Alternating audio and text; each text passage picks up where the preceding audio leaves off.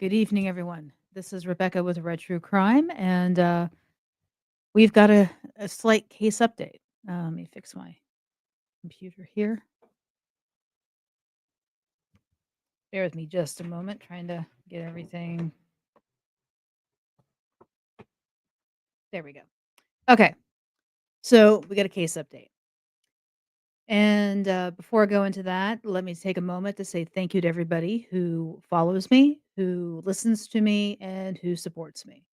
And if you have not already subscribed to the channel, please do so because that is the utmost support you could ever show. Well, that and sending me money, but, you know. Let's get into it. So, we are gonna talk about this lovely, sweet little girl, Omri Jones. So, sometime in, let's see, I think what is September, a story came yeah, it was in September. A story came out that a five-year-old had been brutally attacked, lured and brutally attacked in a park where she was essayed, beaten, strangled, urinated on, um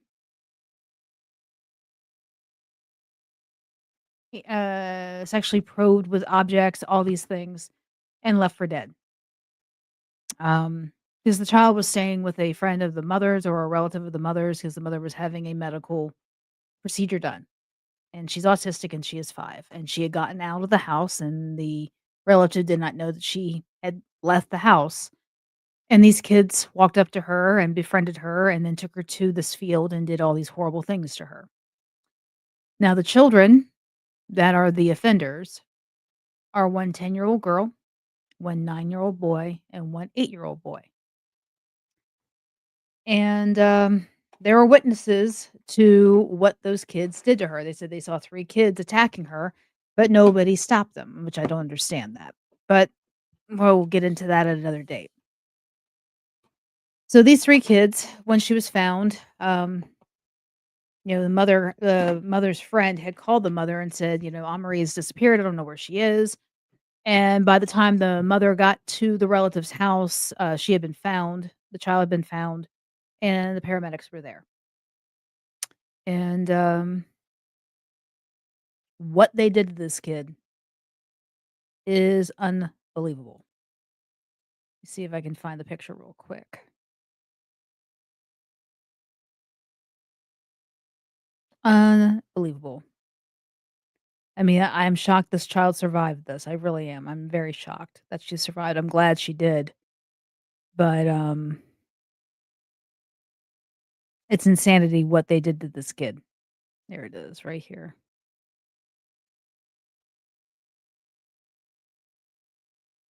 So they had literally strangled her and ripped her hair out of her head. So, and that's like the nicest picture that they could show of her. But we're gonna look at this one instead. There we go. So these kids were arrested, so to speak. And then you find out that because of their age, they may not be able to be criminally charged. Now that has since changed. The 10-year-old and the 9-year-old have both been charged and with a slew of like crimes, RAPE, um, attempted murder, and a few other things. Well, before these kids got charged, the family of the 9-year-old, they tried to pack up and leave town, and that got stopped. So, they're still here. But what's interesting is the case update is these kids are now going to court. They're actually being, you know, officially charged with things. And, last week, they were in court. The 10-year-old was there, and she has been released to her home, but she's under lock and key, so to speak. She's got an ankle monitor on, and, they didn't wanna put her in a facility. The 9-year-old boy didn't show up for court.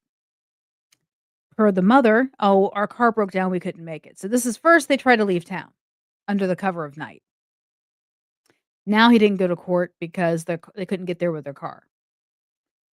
This week, the judge continued it to this week. So this week, he makes it to court, and because the mother didn't come back to get him, he is now, basically being held in a facility until they could figure out where to put him. So, then it came to find out that the mom claimed she was in the hospital, with some type of health scare, but who the heck dropped him off and left him? So, I don't know. It seems like this mother is going out of her way to make sure her son does not face the consequences of what has happened. And it scares the hell out of me when I see that a 10-year-old, a 9-year-old, and an 8-year-old is even capable of doing something like this. And I think if they do any real investigation into into any of these families, they're gonna find something is wrong for these kids to act this way. And that's what I truly think. Something is very, very wrong. Children don't act like this. Children don't even know how to act like this unless they are shown. And they need to find out who showed them because this is not okay. This is so not okay. Uh, but, that is the update on this case. They are prosecuting this. This is gonna be something that's going to be going on for some time, and we may not hear an end to this for a while. But, Amari Jones's mother was completely bereft in court and was just reminding the judge, like, "You send them home, you know, they get to go play, they get to do all these things. My daughter is forever damaged." I mean, it was a lot. I mean, it was a lot. So, that's what we have on Omari Jones. Now, they are supposed to come back to court, I wanna say in January, so we will have more updates at that point. But we have other cases coming up, like the trial of Jacob Hill, and he is accused of first-degree murder in the death of TK Burton out of Winston-Salem. Now, at this point, nothing more has come out as to why Jacob Hill did this to TK because they were best friends, very close, and nothing has come out. Now, the 3 accomplices in this case, Bo Benjamin Martin, Caleb Teal, and I think the other one's name is Francisco Gonzalez, all being charged with accessory after the fact. Um, I know Caleb Teal and Francisco are out on bond. Bo Benjamin Martin is still in jail under, because he can't make bond. They all go back to court, December 12th. So we're gonna hear more about, are they gonna get let go? Are they gonna go to a jury? What's gonna happen with them? Because, Jacob Hill doesn't is not scheduled to go back until December 25th, but courts are not open on December 25th. So I don't know what they still have not changed that court date. So I don't know when his actual trial is going to start where they charge him, we find out what the hell happened. Um, and for those of you who are new and don't know what the hell I'm talking about, TK Burton is a gentleman who went missing in July of last year. Um, he went out with some friends, he never came home. So that was in July. In September, they found his remains, they found his body on the property of Bo Benjamin Martin, and it was not a natural death that he had. Immediately, they found him in September. It was the end of Bo Benjamin Martin was arrested right away because and they had charged him with failure to reveal a death and whatnot. But it was within a few weeks of that, that's when they arrested, Jacob Hill and his half brother, Caleb Teal, and then about a month after that, Francisco Gonzalez was arrested. So, these guys, the 3 accessories are being basically charged with hiding the body, helping keep Jacob Hill hidden away, threatening people, intimidating witnesses, and disposing of evidence. So, I would be interested to see how this pans out with them. And then we've got the case of Marissa Carmichael, you know, more stories are coming out. It's I shouldn't say more stories. It's the same story where they said she got in a car with a guy, his name has never been released, which is not true. She did get in a car with a guy. His name has been released multiple times. But we do not know where she is. We don't know if she is still alive. We don't know if she's being trafficked. These are all things that are possible. and we're getting on 2 years that she's been missing, and there's been no update whatsoever in her case. And I'm getting the impression that Greensboro PD is just not giving a damn, and that's a shame. Because if anything, if I were to address city council and the mayor and the governor of the state of North Carolina, I would get on them and say, "What the hell's going on with all the missing people in this state?" Because the numbers are astronomical. We have more than most, especially between, Guilford County, Mecklenburg County, and,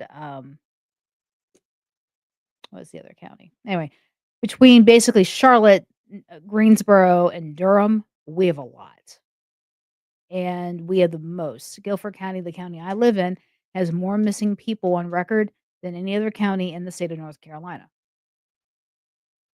So, what is going on? And why is nothing being done about this? I don't understand this at all.